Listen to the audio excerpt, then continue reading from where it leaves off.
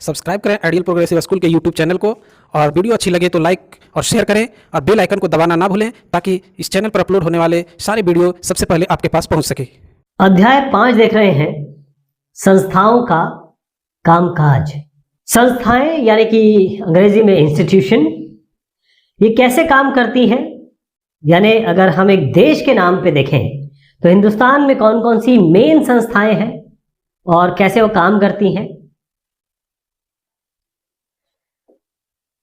लोकतांत्रिक व्यवस्था में जो शासक होते हैं, जिनको लोग चुनते हैं, जैसे तानाशाही में होता है एक इंसान पूरे देश पे राज करता है और वहां उसके लिए कोई कायदे कानून नहीं होते हैं। इसका मतलब वो अपने आप जो भी कानून बनाएगा, जो तय करेगा वो चलेगा, वो अपने बाहुबल से या क्योंकि तानाशाही से वो चला लेगा।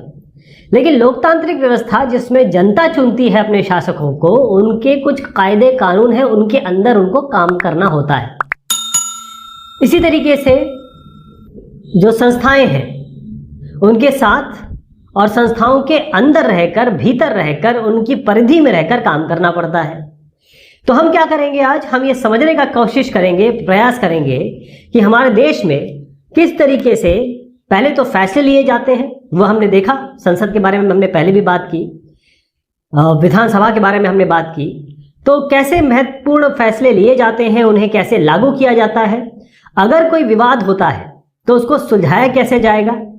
और इनमें 3 चीजें बहुत इंपॉर्टेंट है जिसको मैं यहाँ पर लिखूंगा और वो आपको बहुत अच्छे से समझानी है। अगर आप ये तीनों शब्द अगर आपके दिमाग में बैठ गए तो ये जो डिस्कशन है ये पूरा हो जाएगा। सबसे पहली चीज होती है विधायिका, फिर है कार्यपालिका और फिर है न्यायपालिका। इसमें विधायिका है लेजिस्लेचर, अंग्रेजी में लेजिस्लेचर बोलते हैं। कार्यपालिका है ये एग्जीक्यूशनरी बॉडी होती है और न्यायपालिका ये जुडिशरी बॉडी होती है। यहां कानून बनेंगे, इन कानून को लागू करने के लिए, पहुंचाने के लिए लोगों तक, इसकी देखरेख करने के लिए कार्यपालिका है।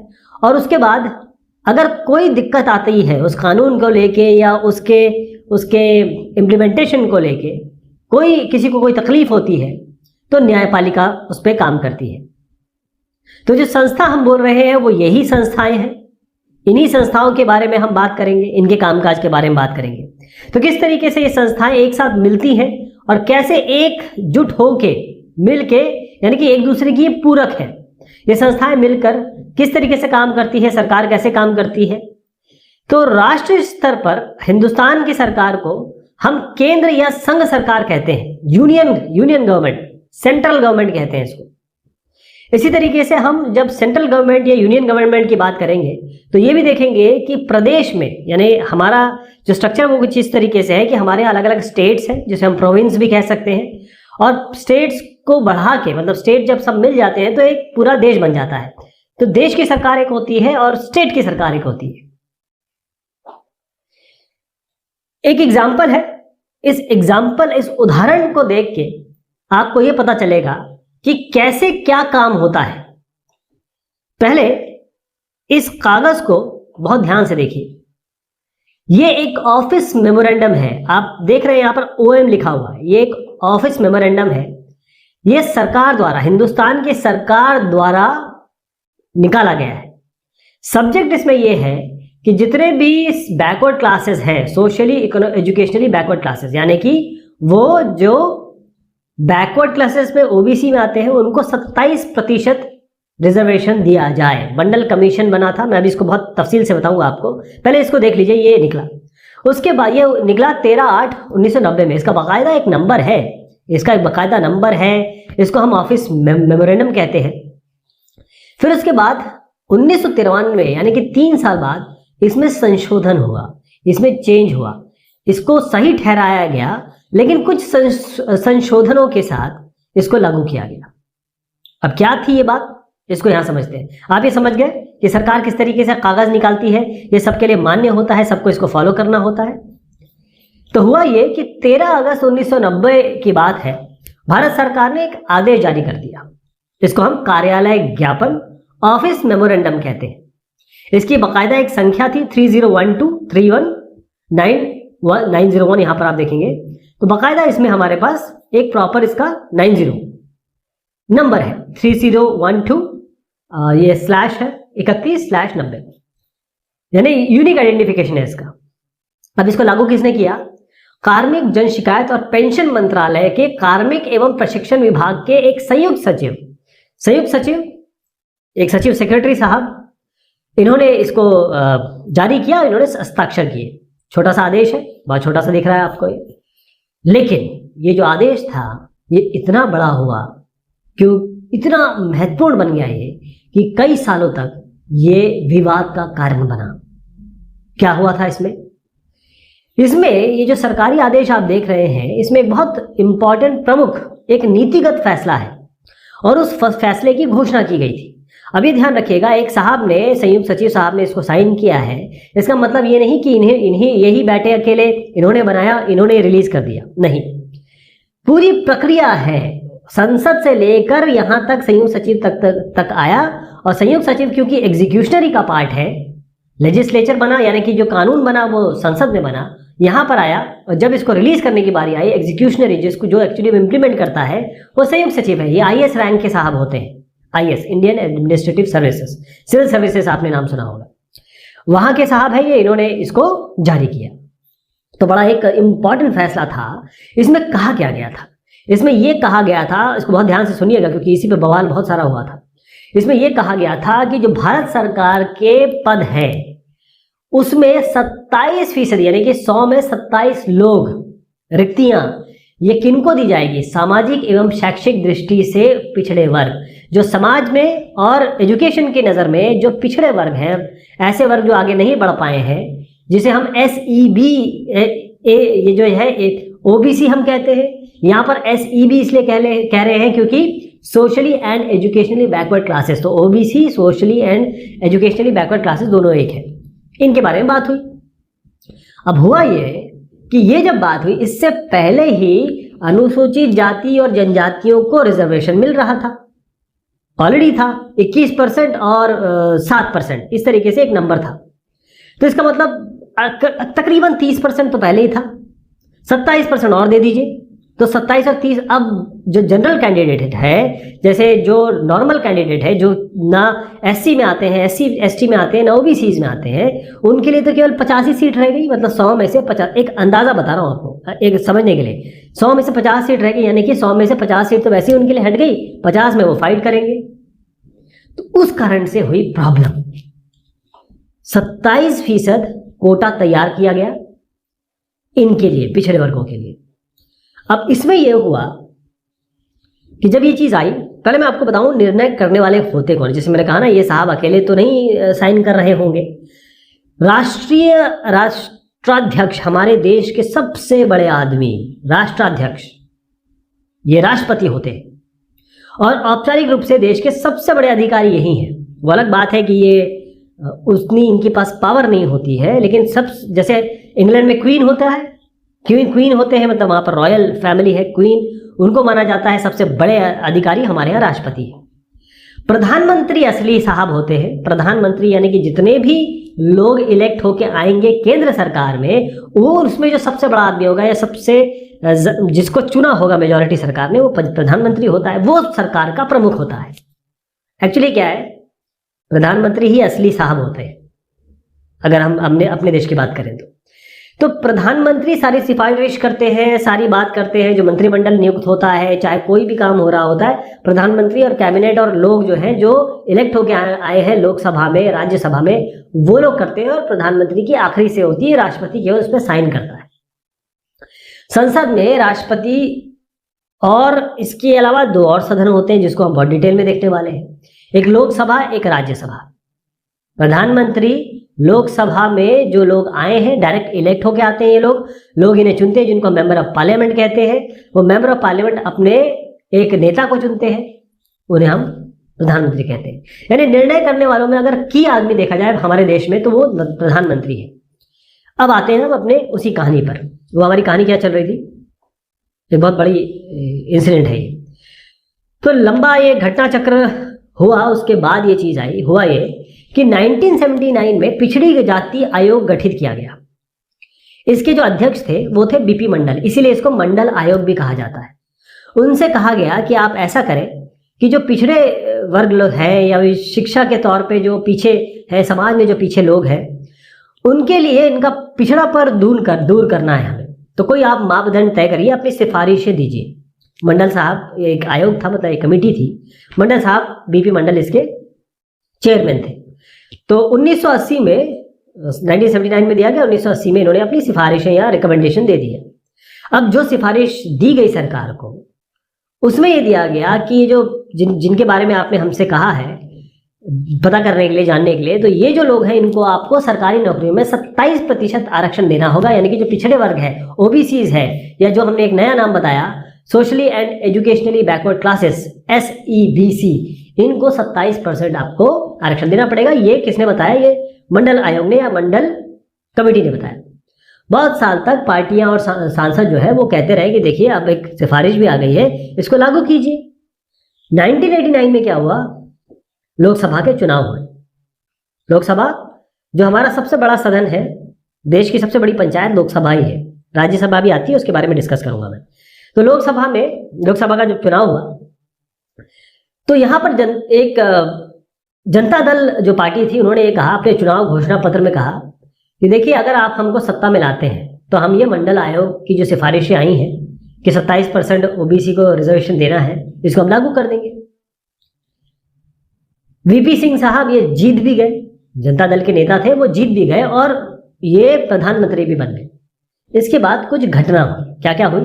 सबसे पहले जो नई सरकार आई उसने संसद में राष्ट्रपति के भाषण के जरिए मंडल रिपोर्ट लागू करने की अपनी मंशा की घोषणा कर दी, क्योंकि राष्ट्रपति जो बोलते हैं, जो कहते हैं, वो कैबिनेट से अप्रूव होता है। राष्ट्रपति ने ये कह दिया सरकार के जरिए कि देखिए मंडल रिपोर्ट लागू होने वाली है। अब 6 अगस्त 1990 में जो केंद्रीय कैबिनेट होती है उसकी बैठक हुई। मैं आपको बताऊंगा ये कैबिनेट वगैरह क्या होता है, और इस पे बकायदा एक फॉर्मल या औपचारिक निर्णय हो गया कि हाँ ये जरूर होना है। क्या होना है? ये मंडल आयोग की सिफारिशें लागू होनी है। उसके बाद अगले ही दिन वीपी सिंह साहब जो प्रधानमंत्री चुने गए थे, उन्होंने पूरे संसद को, दोनों जो सदन है उनको सूचित किया कि ये हम करने वाले हैं। कैबिनेट के फैसले को, जो फैसला लिया गया, इसको भेज दिया गया कार्मिक और प्रशिक्षण विभाग में, जहां जो साहब साइन किए थे ना, उन्हीं का नाम लेने वाला हूं मैं। तो यहाँ पर जो विभाग के वरिष्ठ अधिकारी हैं, क्योंकि कैबिनेट का फैसला आ चुका था, संसद का फैसला आ चुका था, तो उन्होंने एक बकायदा एक आदेश तैयार किया, एक लेटर तैयार किया जो केंद्रीय सरकार ने स्वीकृत किया था, और फिर इस पर एक अधिकारी जो संयुक्त सचिव थे उन्होंने हस्ताक्षर किए, और 13 अगस्त 1990 को ऑफिस मेमोरेंडम 3012 3190 इसको तैयार किया गया और रिलीज कर दिया गया। बस इन्होंने रिलीज किया, सरकार आई, सरकार ने इसकी घोषणा कर दी, रिलीज हो गया। उसके बाद तो देश में हलचल हो गई, क्योंकि कई लोगों ने इसमें प्रदर्शन किए, कई हिंसक प्रदर्शन भी हुए, क्योंकि वो लोग जो नौकरी चाहते थे सरकारी, उनके लिए तो ये बड़ी बात थी, क्योंकि अलग अलग जो जातियां हैं उसके हिसाब से अगर रिजर्वेशन होगा तो जो जातियां रिजर्वेशन में नहीं आती हैं उनको कैसे नौकरी मिलेगी। तो कई लोगों का दो पक्ष थे इसमें। कई लोगों का मानना था देखिए ये जो जातियां हैं ये पिछड़ी हैं, इनकी पिछड़ेपन को देखते हुए सामाजिक और आर्थिक और साथ में शैक्षणिक, इसीलिए तो इनको आगे बढ़ाना जरूरी है। आगे तभी बढ़ पाएंगे जब हम इनको रिजर्वेशन देंगे, आरक्षण देंगे। दूसरा पक्ष का मानना यह था कि देखिए हमारे पास योग्य लोग हैं, योग्य लोग नहीं आ पाएंगे, पिछड़े वर्ग के अयोग्य लोग आ जाएंगे, जो योग्य है उनको योग्यता के तौर पे नौकरी नहीं मिलेगी। इससे देश में एक और चीज होगी, जातिवाद बढ़ जाएगा, लोग आपस में एक दूसरे से घृणा करेंगे, प्रगति और एकता पर ये इसका बुरा प्रभाव पड़ेगा। ये दो पक्ष थे। अब ये अच्छा था या बुरा था, ये क्या हुआ, ये तो हम नहीं जानने की कोशिश करेंगे इस चैप्टर में, लेकिन हम ये जरूर पता करने की कोशिश करेंगे कि इस विवाद का निपटारा किसने किया, क्योंकि विवाद हो गया था ना। तो यहाँ पर जब आप देखिए सरकार ने एक निर्णय लिया, सरकार ने जब निर्णय लिया तो उस पर कुछ सवाल उठे। अब सर्वोच्च न्यायालय पे लोग पहुंच गए और बहुत सारे संस्थाएं हैं, बहुत सारे लोग वो सर्वोच्च न्यायालय पे पहुंचे और उन्होंने मुकदमा दायर कर दिया। देखिए ये जो है गलत है, इसको वापस लिया जाए, इसको सरकार ने गलत कदम उठाया है। तो सर्वोच्च न्यायालय ने क्या किया, जितने भी मुकदमे दायर हुए थे इस केस के लिए उन सबको मिला दिया। सब मिला के उस मुकदमे को कहा गया, बहुत बड़ा फेमस केस है, दिमाग में डाल लीजिए, इंदिरा साहनी एवं अन्य बनाम भारत सरकार मामला। इंदिरा साहनी और भारत सरकार के बीच का ये मामला कहलाएगा। सुप्रीम कोर्ट, सबसे ऊपर की सबसे बड़ी कोर्ट जो हमारी होती है, उसके 11 जो बड़े वकील हैं उन्होंने ये दलीलें सुनी। 1992 में 1992 में इन्होंने एक फैसला दिया कि जो भारत सरकार ने फैसला किया है ये बिल्कुल सही है, ये अवैध नहीं है, जिसके लिए इतना बवाल हो रहा था। लोगों ने अपने, आपको याद होगा, लोगों ने आग भी लगा ली थी अपने ऊपर, बहुत बड़ी बात हुई थी उस समय। तो अवैध नहीं है ये सरकार, ये सर्वोच्च न्यायालय ने कह दिया। लेकिन सर्वोच्च न्यायालय ने यह भी कहा कि आप सारे पिछड़े वर्गों को नहीं ले सकते, जो पिछड़े वर्गों में आते हैं और ऑलरेडी जिनके पास पैसा है या एजुकेशनली जो फॉरवर्ड है, उनको आरक्षण का लाभ नहीं मिलना चाहिए। यानी कि जो क्रीमी लेयर है उसको आपको नहीं देना है ये 27%। तो इस तरीके से 8 सितंबर 1993 में संशोधन करके जो सरकार ने पारित किया था, और जो 1990 में जो लेबर मिनिस्ट्री जो थी उन्होंने इसको जारी किया था, उन्होंने इसमें चेंज किया और उसको रिलीज किया और विवाद सुलझ गया। तो विवाद किसने सॉल्व किया? न्यायपालिका ने, सर्वोच्च न्यायालय ने। तो ये इस तरीके से चीजें हुई कि सर्वोच्च न्यायालय ने क्या किया, मंडल आयोग की सिफारिशों, ये आप लोग किसने क्या किया ये देखिएगा। सर्वोच्च न्यायालय ने क्या किया, आदेश जारी करके घोषणा को लागू किया, ये इन्होंने किया ना। आरक्षण को वैध करार दिया, सर्वोच्च न्यायालय ने आरक्षण को वैध करार दिया। कैबिनेट ने क्या किया, मंडल आयोग की सिफारिशों की लागू करने की औपचारिक घोषणा कर दी। राष्ट्रपति ने ये औपचारिक घोषणा की कि नहीं की, आदेश जारी करके घोषणा को लागू किया गया। ये किसने किया? ये सरकारी अधिकारी ने किया। 27% आरक्षण देने का फैसला कैबिनेट ने किया, और फिर उसके बाद जो औपचारिक घोषणा की गई राष्ट्रपति कर सकते हैं, राष्ट्रपति ने कर दिया। तो इस तरीके से आप इनको मिला देंगे। ये यहाँ से हमने ये सब चीजें की, किसने क्या की, ये सीखने की कोशिश की किसने क्या किया। अब सवाल उठता है कि राजनीतिक संस्थाओं की आवश्यकता क्यों हुई। आपने देखा, मैं आपको दोबारा ले जाना चाहता हूँ यहाँ पे। आपको सबसे पहले मैंने बताया था, विधायिका वीपी सिंह और उनकी सरकार ने कानून बनाया, लॉ बनाया मंडल आयोग को लेके। कार्यपालिका ने इस कानून को लिया और भेज दिया, या ये कहें कि इसको सारे तंत्रों में भेज दिया, एग्जीक्यूट कराया। जब दिक्कत आई, जब लोग सड़क पे उतरे, जब लोगों ने सर्वोच्च न्यायालय का रुख किया, तो न्यायपालिका ने इस पे सोल्यूशन दिया। ये 3 संस्थाएं हैं, इसीलिए ये संस्थाएं जरूरी हो जाती है। ये शुरुआती था, सर्वोच्च न्यायालय के दखल के बाद इसमें अमेंड किया गया और फिर चेंजेस करके इसको दोबारा रिलीज किया गया। किसने किया? कार्मिक जन शिकायत और पेंशन मंत्रालय, कार्मिक एवं प्रशिक्षण विभाग। अब सवाल उठता है कि राजनीतिक संस्थाओं की आवश्यकता क्यों है। मैंने 3 आपको नाम अभी दिखाए, इसकी जरूरत क्यों पड़ती है? देखिए, इसकी जरूरत इसलिए पड़ती है कि जब सारे काम हो रहे हैं, शुरुआत में कोई फैसला लेना होता है, नीतिगत फैसला लेना होता है, पॉलिसी बनानी होती है, सरकार बनाती है।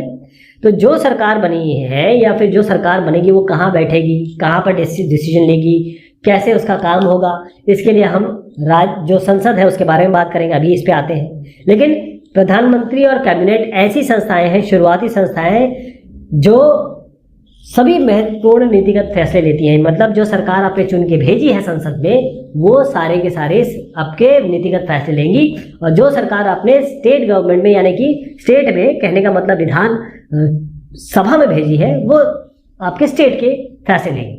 उसके बाद मंत्रियों द्वारा किए गए जो फैसले हैं, जो यहाँ पर फैसले हो गए, उनको लागू कौन करेगा? उनको लागू करते हैं नौकरशाह, उनको लागू करते हैं सिविल सर्वेंट, उनको लागू करते हैं जो यूपीएससी से आते हैं, सिविल सर्विसेज वाले होते हैं, एग्जीक्यूशनरी हो गए ये।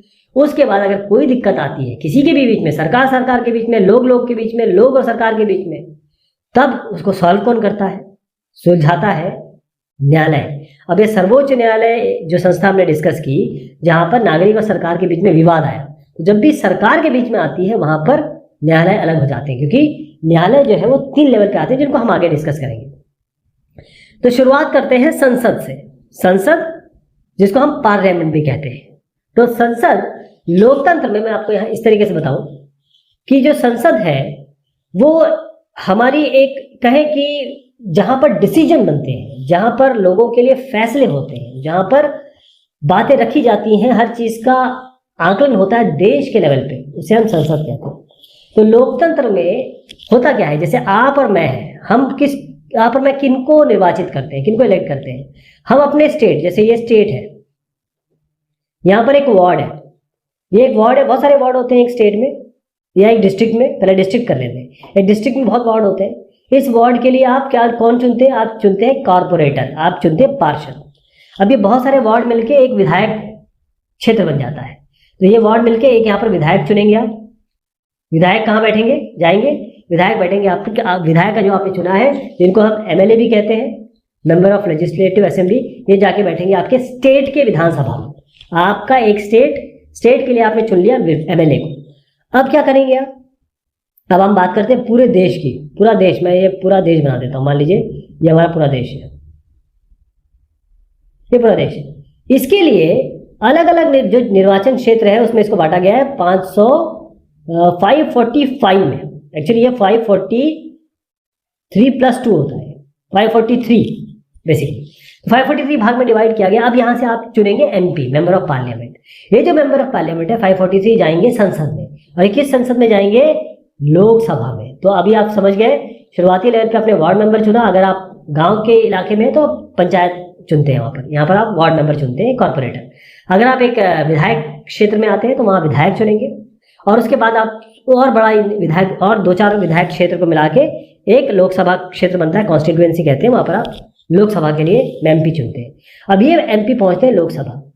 अब लोकसभा यानी कि, अब फिर से मैं बताता हूँ, लोकतंत्र में निर्वाचित प्रतिनिधियों की एक सभा लोगों की ओर से सर्वोच्च राजनीतिक अधिकार का प्रयोग करती है। यानी कि जो भी लोगों के लिए रूल, रेगुलेशन और लॉज बनाने वाली है, वो यहाँ पर लोकसभा, राज्यसभा में आपको मिलेगी। भारत में जो निर्वाचित प्रतिनिधि है कि ऐसी राष्ट्रीय सभा को हम संसद कहते हैं। संसद में जब हम इलेक्ट करके लोगों को भेजते हैं, ध्यान रखिएगा, लोकसभा और राज्यसभा दोनों मिला के संसद कहलाती है। लेकिन लोकसभा जो है ये बड़ी सभा है, क्योंकि यहाँ पर 543 जो एमपीज आते हैं वो लोग द्वारा इलेक्ट होके आते हैं, लोग उनके लिए वोट करते हैं। राज्यसभा में ऐसा नहीं होता। तो संसद के 2 सदन है हमारे देश में। संसद के 2 सदन है। पहला सदन हो गया लोकसभा और दूसरा सदन हो गया राज्यसभा। तो ये तो आपका देश के लेवल पे हो गया। अगर हम राज्य के लेवल पे आए तो यहाँ पर क्या होता है? यहाँ पर आपका लोकसभा जिस तरीके से यहाँ होता है, यहाँ पर विधानसभा होती है, और इस तरीके से विधान परिषद होता है, विधान परिषद। तो लोकसभा में जितने कुल संख्या जो होती है 543+2 जो होते हैं एंग्लो इंडियन नामित सदस्य होते हैं। यानी कि इनका एंग्लो इंडियन का वो नहीं होता है, इलेक्शन नहीं होता है। 543 जो होता है इनका इलेक्शन होता है। राज्यसभा में कितने सदस्य हैं? फिर से बताऊँ, यहाँ पर 543 होते हैं, और ये 2 जो हम जोड़ते हैं वो एंग्लो इंडियन होते हैं। तो मान लीजिए 543 होते हैं टोटल। 545 कुल मिला के 543 इलेक्ट होते हैं। और राज्यसभा में कितने होते हैं? 250 होते हैं। 238+12, ये जो 12 होते हैं ये कौन चूज करता है? ये जो 12 है ये नॉमिनेटेड मेंबर्स होते हैं। इनको देश के राष्ट्रपति बहुत ही अच्छे, जैसे सचिन तेंदुलकर हो गए, रेखा हो गए, धर्मेंद्र हो गए, इस तरीके से लोगों को हम भेज सकते हैं। धर्मेंद्र तो खैर चुनाव जीते थे, लेकिन जो रेखा जी हैं, अभिनेत्री रेखा, और जो क्रिकेटर हैं आपके सचिन तेंदुलकर साहब, ये सब इसी तरीके से नामित हुए थे। 238 जो होते हैं ये कहाँ से आते हैं? इसका भी एक तरीका है। 238 कहाँ से आते हैं? ये 238 जो होते हैं हर एक स्टेट की सीट होती है। हर एक स्टेट की सीट होती है। हर एक स्टेट में मान लीजिए जो एमएलए है, मान लीजिए 140 एमएलए है। अब जो रूलिंग पार्टी है आपके स्टेट की वो उसके 100 मेंबर है, और जो अपोजिशन है वो 40 है। तो ये जितने भी एमएलए हैं ना, इनको 10 के ऑप्शन मिलते हैं। यानी कि रूलिंग पार्टी अपने, जैसे इस स्टेट से 3 कोटा है, हर एक स्टेट का एक कोटा होता है कितने लोग राज्यसभा में जाएंगे। तो मान लीजिए 3 का कोटा है, तो ये जो 100 लोग हैं ये इनके लिए 1 2 3 करके प्रायोरिटी लिस्ट बनाएंगे। ये 40 भी 1 2 3 करके प्रायोरिटी लिस्ट बनाएंगे। अब जब जो सबसे ज्यादा प्रायोरिटी जिनकी हो जाएगी उसको भेज दिया जाएगा। आप समझिए कैसे होता है। अगर ऐसा नहीं होगा तो क्या होगा ना, ये सारे के सारे जो भी एक राज्य है उसमें जितने जो भी रूलिंग पार्टी है उसी के लोग राज्यसभा पहुंचने लगेंगे स्टेट से। इसीलिए ध्यान रहे कि ये इस तरीके से होता है ताकि जो नॉन रूलिंग पार्टी है यानी विपक्षी पार्टी है उसके लोग भी राज्यसभा पहुंच सके। तो राज्यसभा का जो चुनाव होता है, राज्यसभा में जो लोग जाते हैं उनका चुनाव क्षेत्र के यानी कि एक राज्य के एमएलए करते हैं, मेंबर ऑफ लेजिस्लेटिव असेंबली, यानी विधानसभा के मेंबर। ये बहुत दिमाग में डालने वाली बात है, क्योंकि हमको ये लगता है कि लोकसभा के लोग जो है राज्यसभा के लोग चुनते हैं, ऐसा नहीं। इसमें इनका इन्वॉल्वमेंट तो होता ही होता है, लेकिन असली वो एमएलएज होते हैं जो स्टेट के विधायक होते हैं। तो किसी भी सरकार के अलग अलग स्तरों पर विभिन्न अधिकारी होते हैं, जैसे हमने कहा कि आईएएस होते हैं, सिविल सर्वेंट होते हैं, जो दिन प्रतिदिन निर्णय लेते हैं लोगों की ओर से। वो निर्णय को, जैसे जो निर्णय कर दिया गया संसद में और बाकी और जगह पे, वहां पर इसको जो लागू करना होता है वो ये लोग करते हैं। तो ये सभी अधिकारी सामूहिक रूप से कार्यकारी के रूप में जाने जाते हैं। इनको हम कार्यकारी कहते हैं। जो मैंने आपको बताया था, विधायिका, फिर कार्यकारी, फिर जुडिशरी, न्यायपालिका। तो हमें संसद की आवश्यकता पड़ती क्यों है? क्योंकि भारत में जो निर्वाचित प्रतिनिधियां हैं या जो लोग हैं, वो राष्ट्रीय सभा को हम संसद का नाम दे रहे हैं। राज्य स्तर पे हम इसे विधानसभा का नाम देते हैं। तो संसद की आवश्यकता इसलिए पड़ती है कि किसी भी देश में कानून बनाने का सबसे बड़ा अधिकार किसी को दिया जाए, वो संसद का होता है। इन सभाओं में जो सभा का नाम मैं ले रहा हूँ, जहाँ पर विधि निर्माण होती है, जहाँ पर कानून बनते हैं, उन्हें हम विधायिका कहते हैं। सबसे पहला शब्द आपको ध्यान होगा, मैंने विधायिका कहा था। संसद को हम विधायिका इसलिए कहते हैं, विधानसभा को विधायिका इसलिए कहते हैं क्योंकि ये यहाँ पर कानून बनते हैं। ये कानून बनते भी है, कानून बदलते भी है, कानून चेंज भी होते हैं, कानून खत्म भी हो सकते हैं, नए कानून बन भी जाते हैं। तो ये संसद में मेन काम होता है कानून बनाना, पॉलिसी लागू करना। सरकार के हर पैसे पर संसद का नियंत्रण होता है। जो हमारे कर, हमने जो टैक्स दिया हुआ है, सरकार टैक्स लेती है, अलग अलग तरीके से टैक्स लेती है। टैक्स जब जमा होता है, वो पैसा कई जगह पे लगाया जाता है, जैसे सेना पे लगाया जाता है, पुलिस पे लगाया जाता है, सरकारी कर्मचारियों पे लगाया जाता है। वो जो पैसा है वो पूरा संसद के कंट्रोल में होता है। तो संसद के 2 सदन है, जैसे मैंने आपको बताया कि यहाँ पर लोकसभा है, राज्यसभा है। तो इसका हम डिस्कशन जो है संसद के 2 सदन, इसको बहुत डिटेल में देखने वाले हैं, क्योंकि हम अभी थोड़ा सा बात कर चुके हैं, लेकिन ज़रा इसको और डिटेल में देखेंगे। तब तक के लिए शुक्रिया और मेहरबानी आप सभी की।